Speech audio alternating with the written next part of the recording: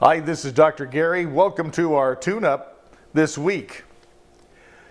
I talk to a lot of people through email, text messaging, and Skype. And by the way, if you'd ever want to work with me directly, we can Skype. It's very successful, and I can help you possibly that way. Just contact me through the email address or through this website. You know, many people are having trouble in relationships right now. The energy in the world just seems to be chaotic to a lot of people, and to others it just is depressing, and some people are having a great time. So it's kind of all over the place. More inconsistent now than I've seen it for a long time. And it seems to be a lot of relationships are breaking down because of this, because of the stress of making a living, the stress of being in love, the stress of not being in love. And a lot of people are having fidelity problems in their relationships, and it's causing serious problems in families. So a lot of people ask me what to do about it, or how do they handle situations like this. And keep in mind, these things are my opinion, and it comes from experience of working with people over the years and helping them with behaviors and motivation and family issues. The first thing we have to always understand, if we're in a relationship that's having difficulty, and you know it's having difficulty, maybe it's infidelity, or maybe the other person seems to have changed and they're becoming hostile and they're angry. These are relationships that many times have to do with stress, money stress, like with men, for example. Men sometimes don't express themselves well. If you're one of those, and if you have a spouse that you're constantly fighting with and you're a guy, take a look at yourself and ask yourself, am I willing to talk about these things, about my fear, about my vulnerabilities? Most men have been brought up with the idea that the more vulnerable they are means the weaker they are, and they're not attractive and they're not sexy.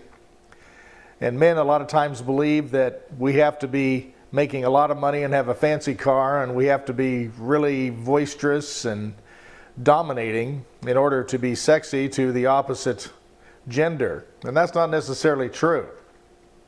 And a lot of women feel they have to hold everything in, or they have to express sometimes what they feel, and the man can't handle it, and this takes us right down the road and off to the races. And if infidelity happens in your relationship, or you're in a relationship right now that you're having friction with your spouse, one of the things you have to ask yourself, if this has been ongoing, always ask yourself first, what am I doing to participate in this and create this? What behavior do I put out that causes that in the other person? And if you can actually not think of anything that you're doing, then ask yourself this question: what is there about me that allows me to be in a relationship that treats me this way? Whether you're a man or a woman, look at it that way.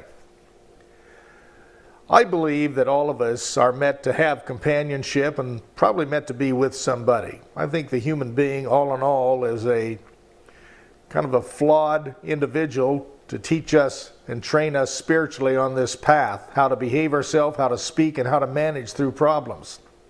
However, sometimes we mess up, and sometimes we do things that we wish we wouldn't have done. And everything is forgivable. And many times I have relationships where one party has done something and the other party is not forgiving them for it. And in order to get the relationship to work, everyone has to learn how to bring everything up to this moment here, ask what we've learned from these problems, and can I forgive that other person?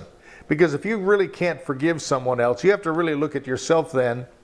What is it about you that makes you so self-righteous you're not allowing yourself to forgive that other person if they're asking for forgiveness and have learned something from the problem? On the other hand, I find many relationships that I've worked with and people I talk to are so arrogant they think it's always the other person. And I can guarantee you, most of the time when I see successful things really resolved between people, both people have looked at their frailties and they've looked at their virtues, they've learned from their mistake, they've asked forgiveness, and they've humbled themselves, and the other person has been big enough to forgive that person. Spiritually, that's the right thing to do. None of us are infallible. None of us are perfect. In fact, we're all perfectly imperfect. So if you're in a rugged relationship right now, this can be healed. But what it takes is two people that want to, not a person wanting to make the other person wrong and themselves right. I would strongly suggest that you get professional help sometimes just to help you work through the kinks. Many times it's very difficult if this has gone on for a long time. So wherever you are in the world, seek guidance. And I strongly recommend you do not seek guidance from friends, relatives, and also ex-spouses. Let's think about this, and let's think about our own relationships and what we can do to enhance those things, become a forgiving, loving individual, and accept our flaws and work on them, and build upon the good things that we have. Each one of us have great gifts. Let's work on those, build those, but also admit our frailties and flaws and our mistakes and learn from them. If we can all learn to do that, it's a lot smoother road. Until next time, this is Dr. Gary wishing you an extraordinary week, a great relationship, and happy healing. Until next time, bye-bye.